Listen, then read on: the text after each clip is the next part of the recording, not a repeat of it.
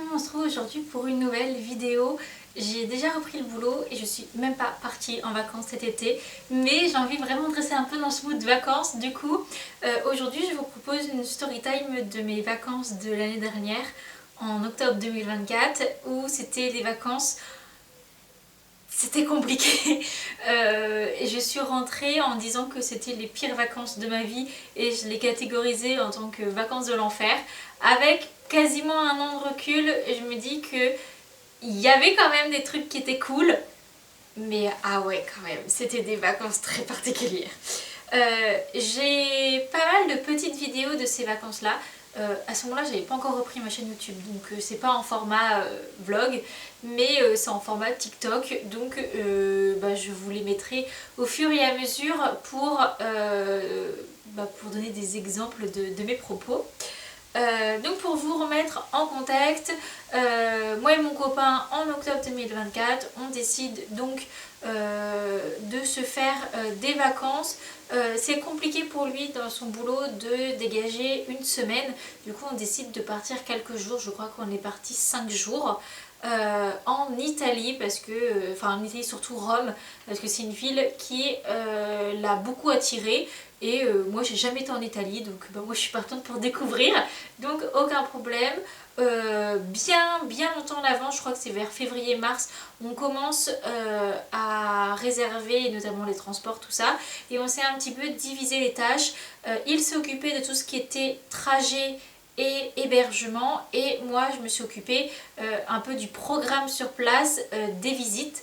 Voilà, et après pour tout ce qui était restaurant, tout ça, on a dit qu'on verrait au fur et à mesure où est-ce qu'on serait au moment où on aurait faim. Donc voilà, on paye l'avion, le machin, tout ça, quasiment tout, voire même tout était payé avant. On a payé l'avion, on a payé l'hébergement, on a payé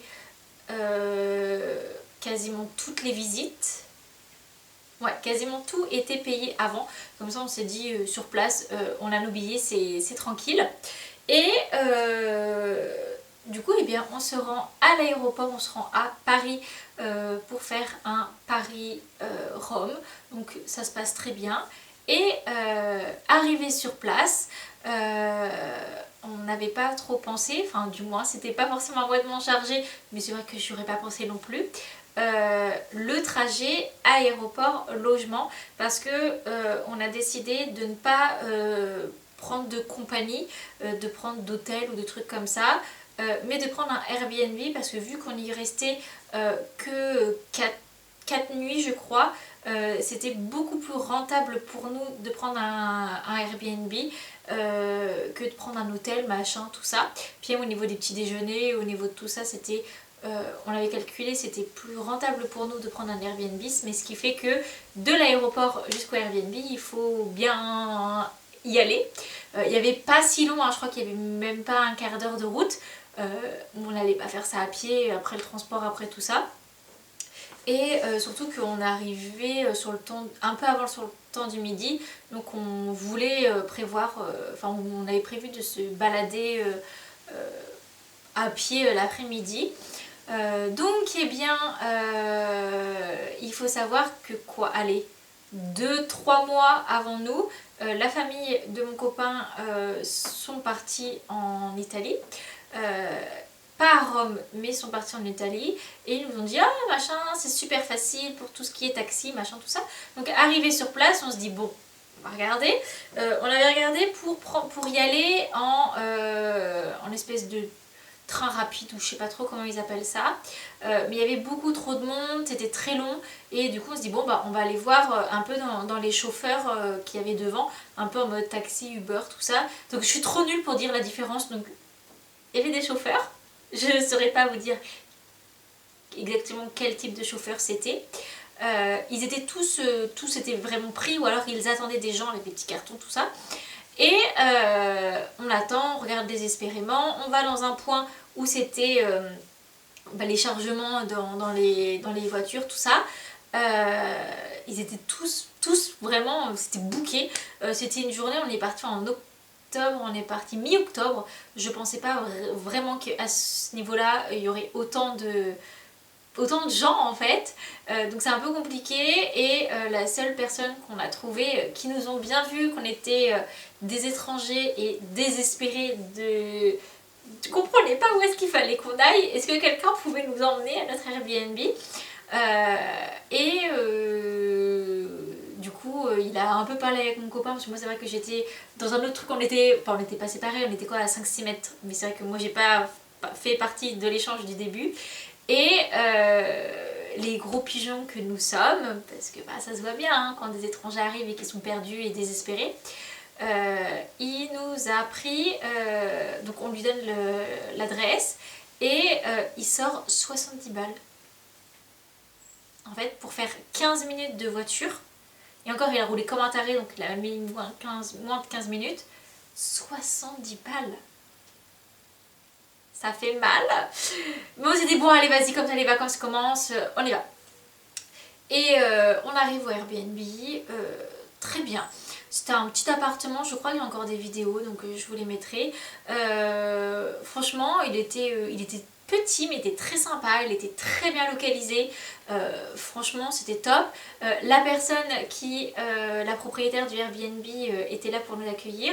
Elle avait fait des études en France, alors elle nous a parlé un petit peu français, elle nous a parlé un petit peu des petits restaurants qui étaient sympas dans le coin, enfin franchement c'était super top. Sauf que ce qu'on ne savait pas de ce logement, qu'on l'a su par la suite, c'est que donc on était au rez-de-chaussée. Au premier étage, il y avait un chien, un enfant et des personnes ultra irrespectueuses parce que mais le boucan, en fait c'était un boucan mais jusqu'à 2-3 heures du mat. C'était ahurissant comme truc. On en a parlé à la propriétaire qui nous dit que oui, malheureusement, ils ont au-dessus, ça a changé de locataire il y a à peu près 2 mois à peu près avant qu'on arrive, et tous les personnes qui venaient en Airbnb se plaignaient du dessus parce que c'est normal en fait quand t'as des personnes au-dessus de toi qu'il y ait du bruit. Mais là, franchement, c'était un très gros manque de respect. Puis jusqu'à des horaires, bon, non, c'est pas possible, quoi. Et notre logement était au rez-de-chaussée, collé à la porte d'entrée. Et en fait, c'est une porte qui claquait. Mais quand je vous dis qu'elle claquait, elle claquait. Et en fait, donc il y avait la porte d'entrée de l'immeuble, le mur qui donnait sur notre logement, mais surtout, c'était le lit qui était là. En fait, on avait la tête de lit au niveau de la porte. Et dans cet immeuble-là, ils partaient tous travailler entre 5h et 6h du matin. Donc toutes les 5 minutes, à partir de 5h, c'est bam, bam, bam. Alors déjà, on passait des nuits très compliquées. Le logement en soi était génial. Mais voilà, on a passé des bons moments parce qu'il y avait une petite télé et tout, c'était sympa.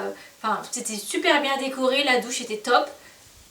Mais on passait de très très mauvaises nuits. Bref, ça c'est un fait. Ah oui, puisqu'il faut savoir, c'est que de base, on était censé avoir un autre Airbnb. Mon copain voulait absolument un jacuzzi. Donc il a pris un jacuzzi, tout ça, un top Airbnb. Et après il s'est dit, ah, le jacuzzi, je sais pas si on va réellement passer beaucoup de temps, tout ça. Et il a regardé les commentaires et il y avait 2-3 commentaires qui étaient pas terribles. Donc il a dit, bon, on change, j'en prends un autre. Bah en fait je pense que les 2-3 mauvais commentaires, et encore c'était des mauvais, c'était des personnes qui disaient qu'ils avaient des trucs à reprocher mais c'était pas de trucs de ouf, bah je pense qu'on aurait été mieux dans l'autre. Il était un peu moins bien localisé et je pense qu'on aurait mieux dormi. Parce qu'en plus quand on part en vacances et qu'on fait, des fois je fais des voyages, je fais des voyages en mode vraiment détente. Là c'était vraiment en mode découverte. On a bougé tous les jours pour découvrir un maximum de choses de Rome. Mais alors on était épuisés, on dormait pas la nuit, bref. Ensuite du coup on fait les petites visites que j'avais prévues, on fait pas mal de petites choses. Je vous mettrai les petites vidéos parce qu'il y en a quand même, c'est grave sympa.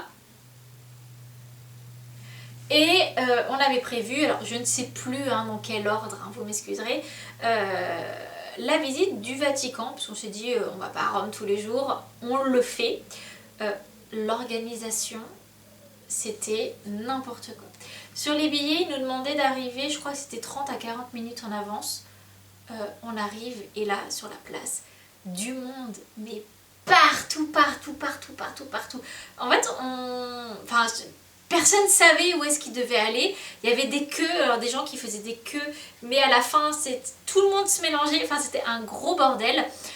Au final, pourquoi arriver autant de temps avant? Je ne sais pas, parce que on n'a pas arrêté de nous dire, les personnes les pauvres, elles avaient l'air désespérées en même temps, qui essayaient tant bien que mal de tenir un peu la foule, un peu n'importe où comment, qui disaient non, et en fait on devait venir à l'heure de notre heure, parce que de toute façon quoi qu'il arrive on ne se passait pas avant, et même la queue c'était à l'heure à laquelle était notée notre entrée dans le Vatican, qu'en fait on devait commencer à faire la queue. Donc on a perdu un temps fou, on s'est installé 2 rues plus loin sur une petite terrasse, on s'est pris une petite boisson, on est revenu plus d'1 heure après et il a fallu encore qu'on attende. Ensuite on fait la queue, mais ça venait dans tous les sens parce que c'était une queue mais au milieu d'une place. En fait, il n'y avait pas genre de petites barrières, il n'y avait rien, donc c'était un bordel. Ils ont fait passer tous les groupes avant. Mais le problème, c'est que c'était des groupes qui avaient des horaires après nous, enfin c'était un gros bordel.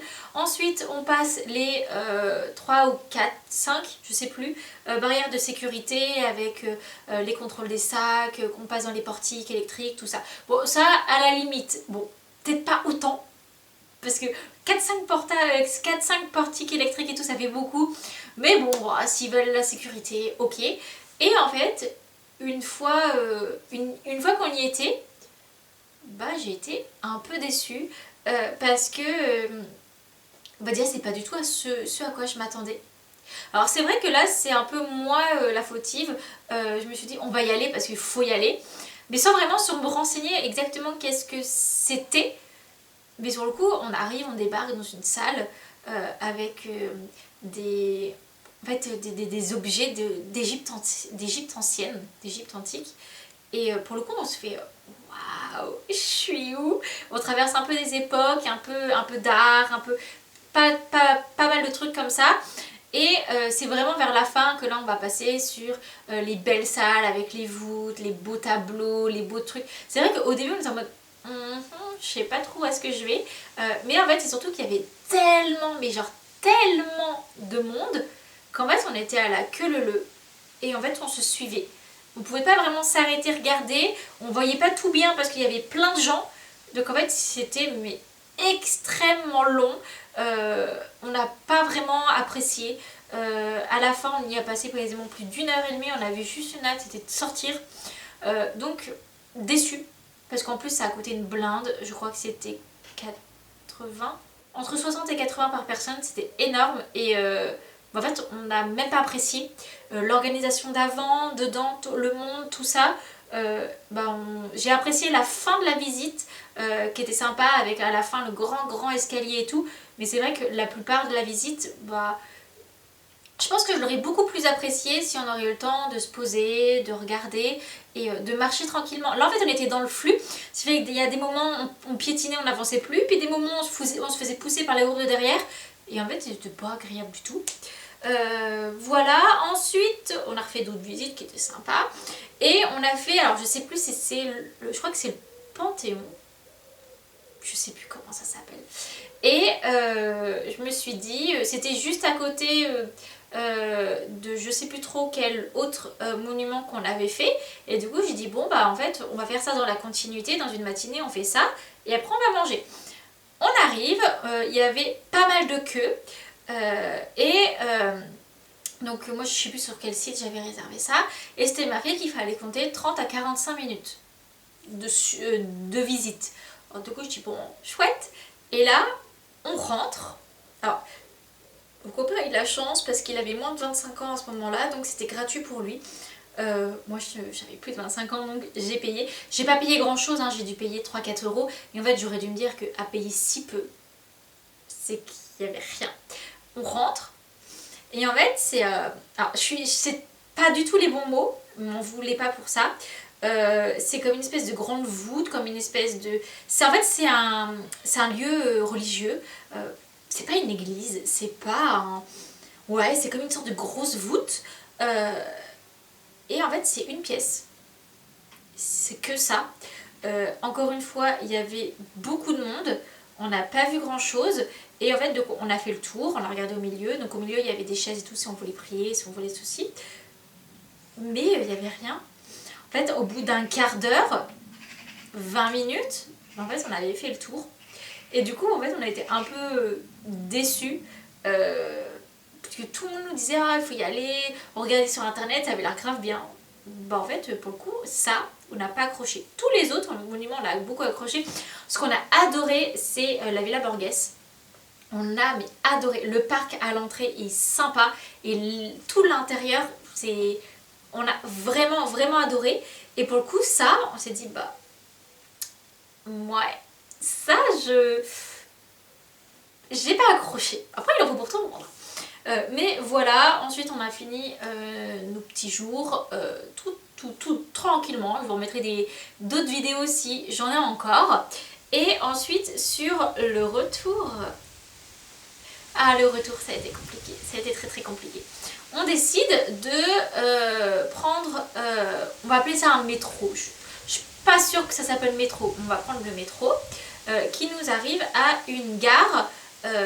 Une gare en fait, et on a un train express, je crois qu'il s'appelle comme ça, train express, qui nous amène directement à l'aéroport.